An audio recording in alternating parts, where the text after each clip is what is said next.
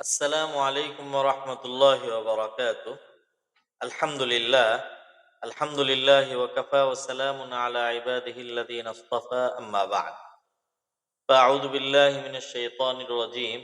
বিসমিল্লাহির রাহমানির রাহিম। ইন্না আ'তাইনাকাল কাউসার ফাসাল্লি লিরাব্বিকা ওয়ানহার ইন্না শানি'আকা হুয়াল আবতার। ইসলামী শরীয়তের একটি গুরুত্বপূর্ণ অন্যতম বিধান এবং ইবাদত হচ্ছে কোরবানি। আল্লাহ তাআলা কোরবানি বিষয়ে আদেশ করে পবিত্র কোরআনে কারিমে ইরশাদ করেন, ইন্না আ'তাইনাকাল কাউসার, হে নবী আমি আপনাকে কাউসার দান করেছি। হাউজে কাউসার অথবা প্রভূত কল্যাণ। এবং এছাড়াও আরো অনেক তাফসীর আছে, আমাদের ইতিপূর্বের এক এপিসোডে আলোচনা করেছি। ফাসাল্লি লিরাব্বিকা, এর শুকরিয়া স্বরূপ আপনি নামাজ আদায় করুন, ওয়ানহার এবং আপনি কোরবানি করুন। ফাসাল্লি লিরাব্বিকা ওয়ানহার, এই আয়াতের তাফসীরে অনেকে বলেছেন ফাসাল্লি লিরাব্বিকা, আপনি আপনার প্রতিপালকের জন্য নামাজ পড়ুন বলতে ঈদুল আজহায়ের নামাজ উদ্দেশ্য, আর ওয়ানহার এর দ্বারা এখানে কোরবানি করা উদ্দেশ্য। অতএব আপনি কোরবানি করুন, নামাজ পড়ুন এবং কোরবানি করুন। তারিখ তাশরিহ ইসলামী, ইসলামী আইন প্রণয়নের ইতিহাস গ্রন্থে এসেছে যে দ্বিতীয় হিজরিতে জিলহজ মাসে সর্বপ্রথম ঈদুল আজহা এবং কোরবানি এর বিধান আরোপ করা হয়। আল্লাহ তাআলা মুসলমানদের উপরে বিধান আরোপ করেন। কোরবানির বিধান অত্যন্ত গুরুত্বপূর্ণ এবং এটি ওয়াজিব। এত গুরুত্বপূর্ণ এবং আহ, আহ, ইসলামের একটি প্রতীক বলা হয় এটাকে, শিআর।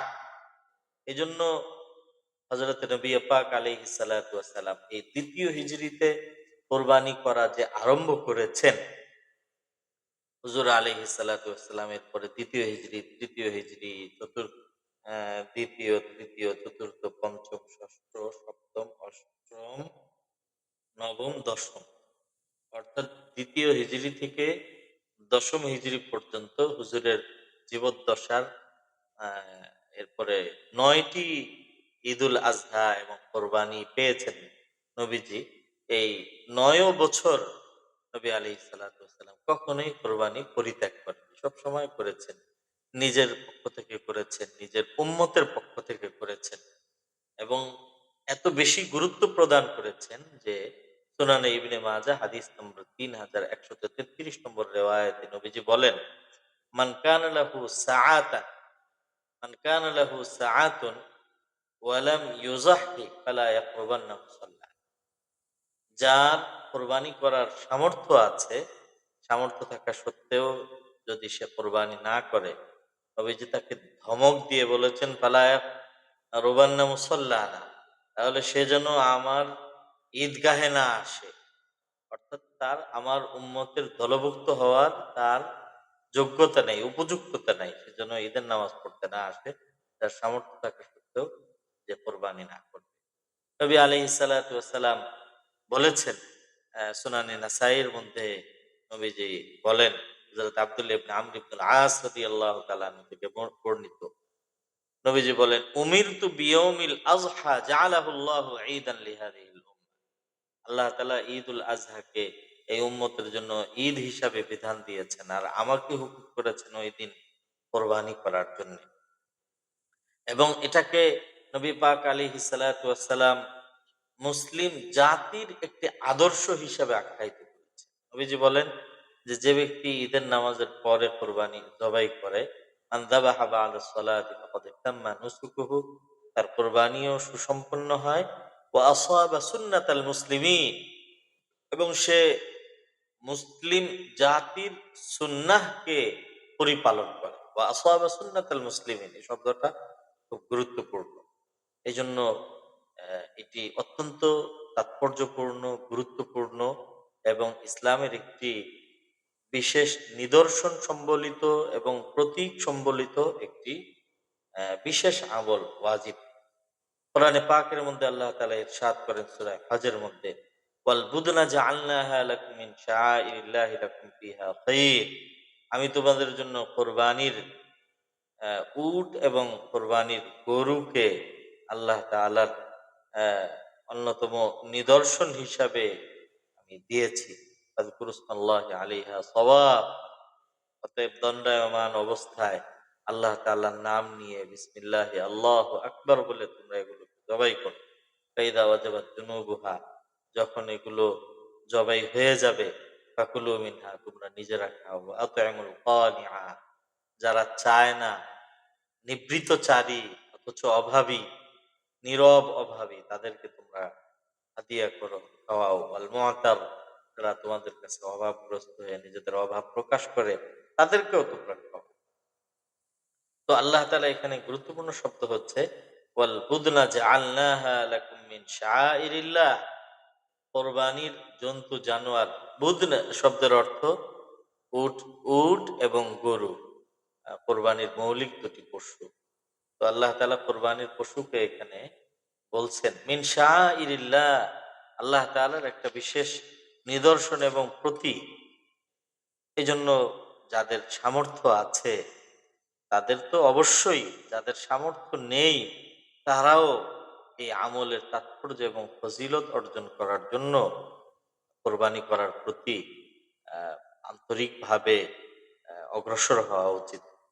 সুনানে তিরমিজি এর মধ্যে হযরতে নবী পাক আলাইহিস সালাতু ওয়াস সালাম থেকে বর্ণিত আম্মা জান আয়েশা সিদ্দিকা রাদিয়াল্লাহু তাআলা আনহা রিওয়ায়াত করেছেন। আন আয়েশা রাদিয়াল্লাহু তাআলা আনহা قالت قال رسول الله صلى الله عليه وسلم ما عمل آدمي من عمل يوم النحر أحب إلى الله من إحراق الدم। কোরবানির দিনে আমল সমূহের মধ্যে পশু কোরবানি করার চেয়ে উত্তম কোন আমল আল্লাহ তাআলার কাছে অধিক প্রিয় আর কোন আমল নেই কোরবানির দিনের জন্য। ইন্নাহু লা ইয়াতি ইয়াউমাল কিয়ামাতি বিকুরুনিহা, কুরবানির দিন এই জন্তু আসবে তার শিং ওয়া আজলাফিহা, এবং খুর পশম সবকিছু সহকারে। ওয়া ইন্নাদ দামা লা ইয়াকাউ মিনাল্লাহি বিমাকানিন ক্বাবলা আন ইয়াকা মিনাল আরদ, কুরবানির পশু মাটিতে পড়ার আগে আল্লাহ তাআলার কাছে এর গ্রহণযোগ্যতার আসন দখল করে নেয়। তাতিবু বিহা নাফসা, নবীজি বলেন যে এই জন্য খুব খুশি মনে, খুব মনের উচ্ছ্বাস, আবেগ উজাড় করে তোমরা কুরবানি করো। তাতিবু বিহা নাফসা, খুব গুরুত্বপূর্ণ শব্দটা। তাতিবু বিহা নাফসা, নিজের মনের আবেগ ভালোবাসা উজাড় করে তোমরা কুরবানি করো। সাহাবায়ে কেরাম জিজ্ঞাসা করলেন মা হাদিহিল আযাহি ইয়া রাসূলুল্লাহ, এটা কুরবানিটা আসলে কি? নবীজি বলেন যে সুন্নাতু আবিকুম ইব্রাহিম, তোমাদের পূর্বপুরুষ, তোমাদের পিতা ইব্রাহিম আলাইহিস সালাতু ওয়াস সালামের সুন্নাহ এটা। সাহাবায়ে কেরাম বললেন যে ফামা লানা ফিহা ইয়া রাসূলুল্লাহ, আমরা করলে আমাদের কি লাভ হবে? নবীজি জবাব দিলেন যে প্রতিটি পশমের বিনিময়ে আল্লাহ তাআলা তোমাদেরকে সওয়াব এবং নেকি দান করবেন। তো এই জন্য এক নম্বরে এটি ইসলামের একটি বিশেষ বিশেষায়িত প্রতীকী এবং নিদর্শন শায়ের। এটা অত্যন্ত মানে ভেরি ওয়েটেবল ওয়ার্ড, অত্যন্ত ভারী একটা শব্দ। আল্লাহ তাআলা কোরবানিকে শায়ের বলেছে। এই জন্য খুব মনের আবেগ উচ্ছ্বাস নিয়ে কোরবানি করার প্রতি আমাদেরকে আহ অগ্রসর হয়ে আসা উচিত। কোরবানির তাৎপর্য, এটা তো হলো পশু কোরবানি, কিন্তু আসলে কোরবানির মূল তাৎপর্য হচ্ছে ইখলাস। আল্লাহ তাআলা কোরআনে কারীমের মধ্যে সূরা আনআমের মধ্যে ইরশাদ করেন কুল ইন্নানি হাদানি রাব্বি ইলা সিরাতিন মুস্তাকিম দীনান কিয়ামান মিল্লাতা ইব্রাহিম হানিফা ওয়া মা কানা মিনাল মুশরিকিন। আল্লাহ তাআলা বলেন কুল, নবী আপনি ঘোষণা করুন, ইন্না সলাতি ওয়া নুসুকি ওয়া মাহইয়ায়া ওয়া মামাতি লিল্লাহি রাব্বিল আলামিন, আমার নামাজ, আমার কোরবানি, আমার জীবন, আমার মরণ লিল্লাহি রাব্বিল আলামিন, বিশ্বজাহানের প্রতিপালক আল্লাহ তাআলার জন্য উৎসর্গ। এজন্য লিল্লাহি রাব্বিল আলামিন, আল্লাহর জন্য এই কোরবানির এটা খুব গুরুত্বপূর্ণ তাৎপর্য।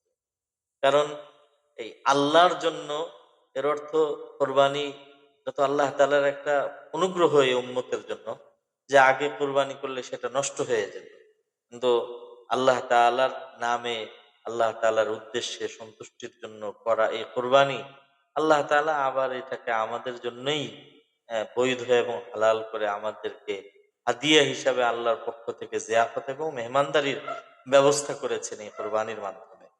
তো কোরবানির মূল তাৎপর্য ইখলাস।